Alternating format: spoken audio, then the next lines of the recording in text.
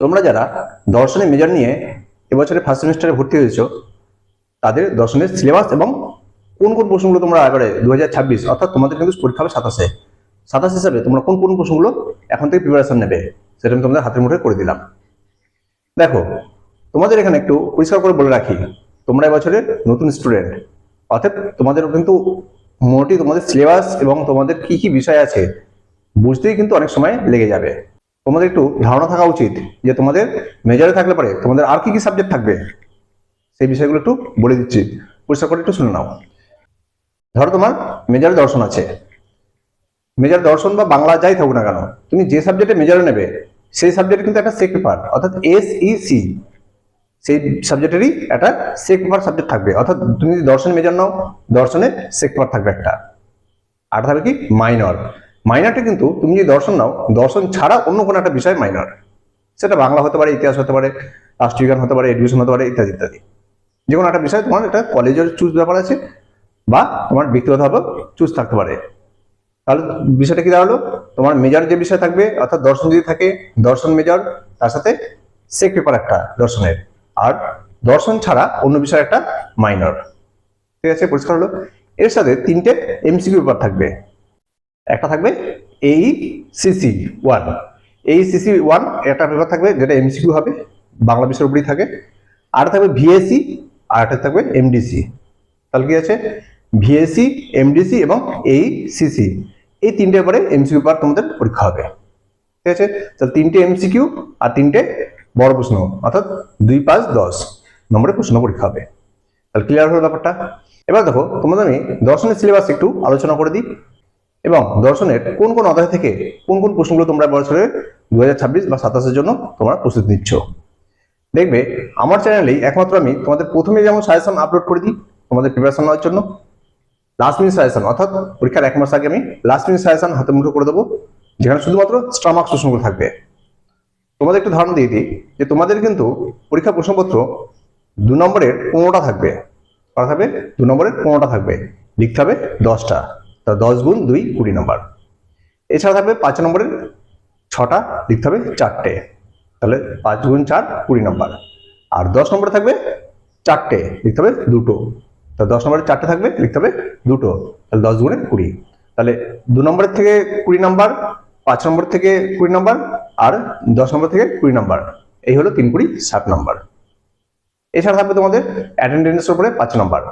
ঠিক আছে, তোমাদের কলেজে যাবে যে অ্যাটেন্ডেন্স হবে তার উপরে কিন্তু 5 নম্বর থাকবে।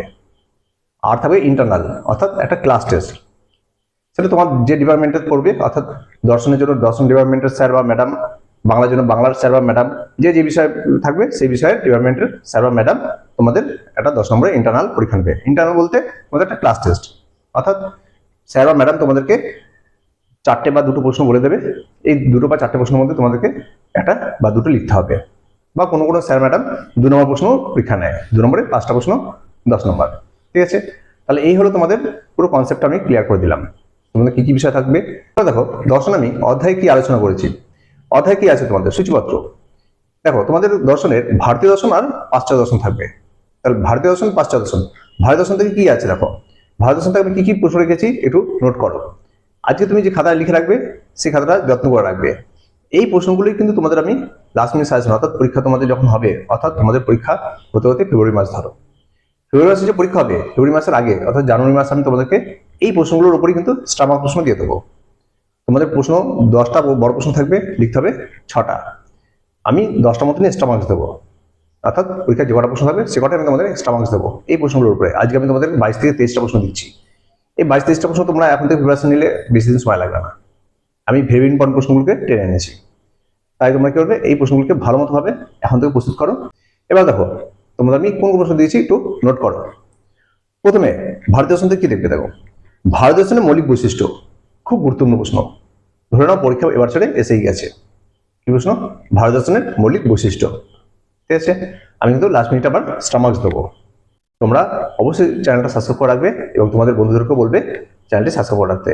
দেখবে তোমাদের আমি প্রত্যেকটা পেপারের প্রত্যেকটা সেমিস্টারে আমি এরকম সাজেশন দেবো এবং লাস্ট মিনিট সাজেশন দেবো, যা কোনো চ্যানেল দেয় না।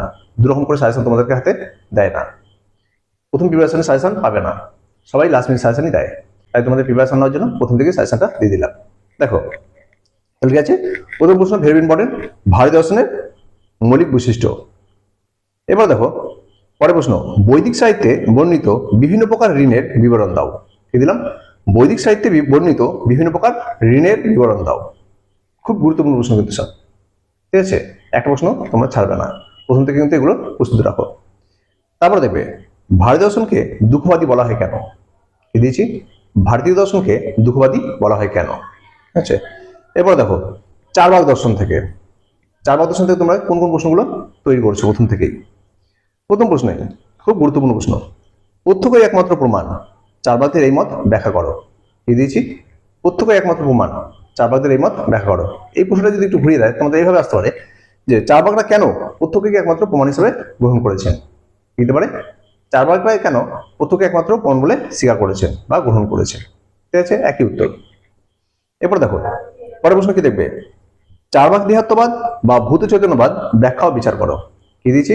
চারবাক দেহাত্মবাদ বা ভূত চৈতন্যবাদ ব্যাখ্যা ও বিচার করো।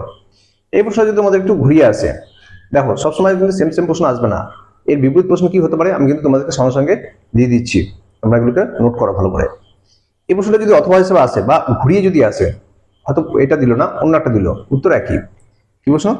চৈতন্য বিশিষ্ট দেহই আত্মা। কি দিলাম? চৈতন্য বিশিষ্ট দেহই আত্মা, চারবাকদের এই মত ব্যাখ্যা ও বিচার করো। দুটো প্রশ্ন উত্তর একই, ঠিক আছে। তারপর প্রশ্ন দেখো, চারবাক জড়বাদ ব্যাখ্যা ও বিচার করো। কি দিলাম? চারবাক জড়বাদ ব্যাখ্যা ও বিচার করো। এই হচ্ছে চারবাক দর্শন থেকে তিনটে প্রশ্ন, ঠিক আছে। এরপরে দেখবে জৈন দর্শন থেকে, সপ্তভঙ্গি নয় ব্যাখ্যা করো। কি দিয়েছি?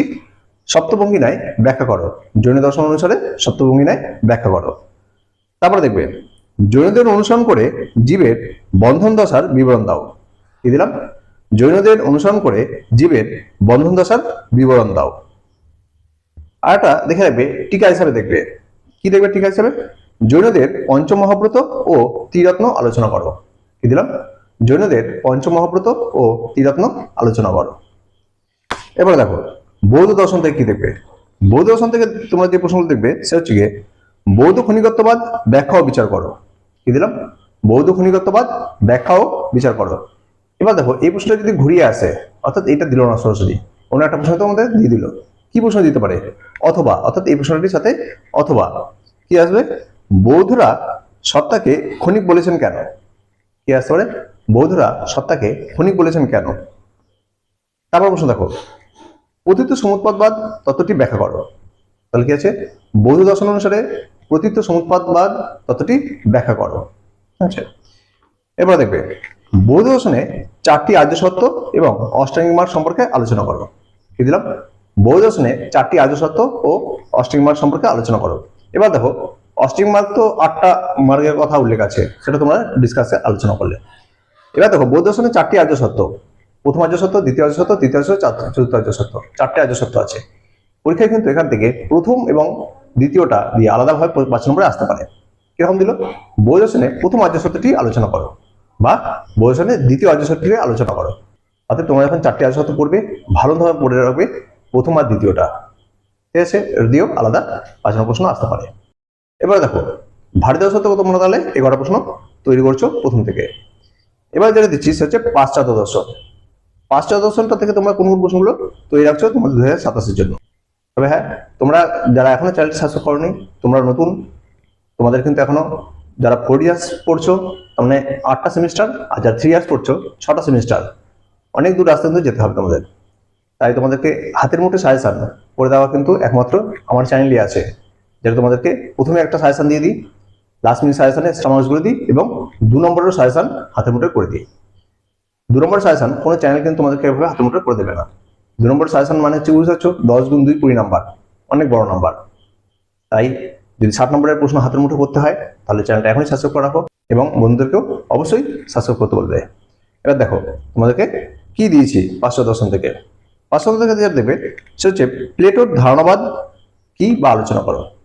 প্লেটোর ধারণাবাদ সম্পর্কে আলোচনা করো এবং কি প্লেটোর ধারণার 5টি বৈশিষ্ট্য লেখো। কি দিলাম? প্লেটোর ধারণাবাদ আলোচনা এবং ধারণার 5টা বৈশিষ্ট্য আলোচনা করো বা লেখো। এরপর দেখবে প্লেটোর জ্ঞান তত্ত্ব কি দিয়েছি, প্লেটোর জ্ঞান তত্ত্ব ব্যাখ্যা ও বিচার করো। প্লেটোর জ্ঞান তত্ত্ব ব্যাখ্যা ও বিচার করো। নেক্সট প্রশ্ন দেখো, অ্যানাক্সিমেন্ডারে কিভাবে জগতের উৎপত্তি ব্যাখ্যা করেছেন? কি দিলাম, অ্যানাক্সিমেন্ডার কিভাবে জগতের উৎপত্তি ব্যাখ্যা করেছেন। নেক্সট প্রশ্ন দেখো, হেরাক্লিটাসের বিশ্বব্রহ্মাণ্ডের ধারণা কিভাবে ব্যাখ্যা করেছেন? কি দিলাম, হেরাক্লিটাস কিভাবে বিশ্বব্রহ্মাণ্ডের ধারণা ব্যাখ্যা করেছেন। নেক্সট দেখবে, হেরাক্লিটাসের সত্তা ও অসত্তার ধারণা একই, এই মত ব্যাখ্যা করো। কি দিয়েছি, হেরাক্লিটাসের সত্তা ও অসত্তার ধারণা একই, এই মত ব্যাখ্যা করো, এবং সত্তা অসত্তার ধারণার পার্থক্যটাও দেখে যেতে পারো। ঠিক আছে, তাহলে সত্তা অসত্তার ধারণা একই, এই মত ব্যাখ্যা, আর হচ্ছে পার্থক্য। আচ্ছা, নেক্সট প্রশ্ন দেখো, অ্যারিস্টটল থেকে কি দিচ্ছি, অ্যারিস্টটলের কার্যকারণ তত্ত্বটি আলোচনা করো। কি দিলাম, অ্যারিস্টটলের কার্যকারণ তত্ত্বটি আলোচনা করো। আর এটা দেবে, অ্যারিস্টটলের কারণ কয় প্রকার ও কি কি আলোচনা করো। কি দিলাম, অ্যারিস্টটলের কারণ কয় প্রকার ও কি কি আলোচনা করো। নেক্সট প্রশ্ন দেখো, অ্যারিস্টটলের দ্রব্য বলতে কি বুঝিয়েছেন ব্যাখ্যা করো।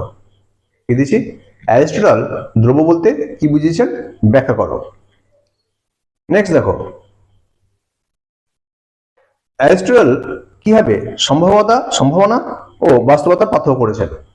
কি দিলাম, অ্যারিস্টটল কিভাবে সম্ভাবনা ও বাস্তবতার পার্থক্য করেছেন তা লেখো। নেক্সট প্রশ্ন, মাধ্যমিক শূন্যবাদ ব্যাখ্যা করো। কি দিলাম, মাধ্যমিক শূন্যবাদ ব্যাখ্যা করো। তারপরে পারমেনাইডিসের সত্তা তত্ত্বের বিবরণ দাও। কি দিলাম, পারমেনাইডিসের সত্তা তত্ত্বের বিবরণ দাও। এবার দেখো, এই প্রশ্নটা যদি আর একটু ঘুরিয়ে আসে, আর একটা কি আসতে পারে, দেখো লাইন তোলা প্রশ্ন, একটু দেখে নাও। কেবলমাত্র সত্তা অস্তিত্বশীল, অসত্তা অস্তিত্বশীল নয়। কি দিয়েছি, কেবলমাত্র সত্তা অস্তিত্বশীল, অসত্তা অস্তিত্বশীল নয়, তাকে চিন্তা করা যায় না। ছোট হ্যাপেন লিখবে, এই কথার তাৎপর্য পারমেনাইডিস অনুসরণ করে ব্যাখ্যা করো। তাহলে আগের প্রশ্নটা এই প্রশ্নটা পুরোপুরি কিন্তু অনেকটাই এক, তাই দুটো প্রশ্ন কিন্তু ভালো মতো দেখে যাও। এরপরের প্রশ্ন দেখবে, গ্রিক দর্শনে থেলিসের অবদান লেখো। কি দিলাম, গ্রিক দর্শনে থেলিসের অবদান লেখো। তাহলে আমি তোমাদেরকে ফার্স্ট সেমিস্টারে দর্শনে মেজরের জন্য এই কটা প্রশ্নই দিলাম। দর্শন যে মেজর যে কটা প্রশ্ন দিলাম, এটা কিন্তু তোমাদের যেটা 4 ইয়ার্স আছে আর যেটা 3 ইয়ার্স আছে, 4 ইয়ার্স এবং 3 ইয়ার্সের একই প্রশ্ন হবে, একই রকমের তোমাদের লিখতে হবে। অতএব সিলেবাস এক, প্রশ্ন এক, তাই তোমরা 4 ইয়ার্স আর 3 ইয়ার্স সবারই মেজর কিন্তু একই বিষয়ে। ঠিক আছে, এই সাজেশনেই কিন্তু তোমরা দুজনেই কমন পেয়ে যাবে। এবার দেখো, এই প্রশ্নগুলোর উপরে কিন্তু আমি তোমাদেরকে লাস্ট মিনিট সাজেশনে স্টার মার্কসগুলো দেবো, তাই তোমরা চ্যানেলটা অবশ্যই সাবস্ক্রাইব করে রাখবে। দেখবে তোমাদের এর উপরেই আমি কোন কোন প্রশ্নগুলো স্টার্ট দিচ্ছি। পরীক্ষায় 10টা থাকে, লিখতে হয় 6টা, আমি 10টার মতোই স্টার্ট দেবো। আর ভিডিওটা অবশ্যই বন্ধুদেরকে শেয়ার করে দেবে এবং বন্ধুদেরকে বলবে চ্যানেলটা সাবস্ক্রাইব করে রাখতে, আর একটা লাইক করবে আর কমেন্ট আমাকে জানাবে এরপরে তোমাদের কোন বিষয়ে সাজেশন দরকার আছে এবং কোন বিষয়ে সিলেবাস দরকার আছে, তোমাদের ফার্স্ট সেমিস্টারে বিষয়ে কোনো প্রশ্ন আছে কিনা তা আমাকে কমেন্টে জানিও, আমি তোমাদেরকে সেগুলো সলভ করার চেষ্টা করবো।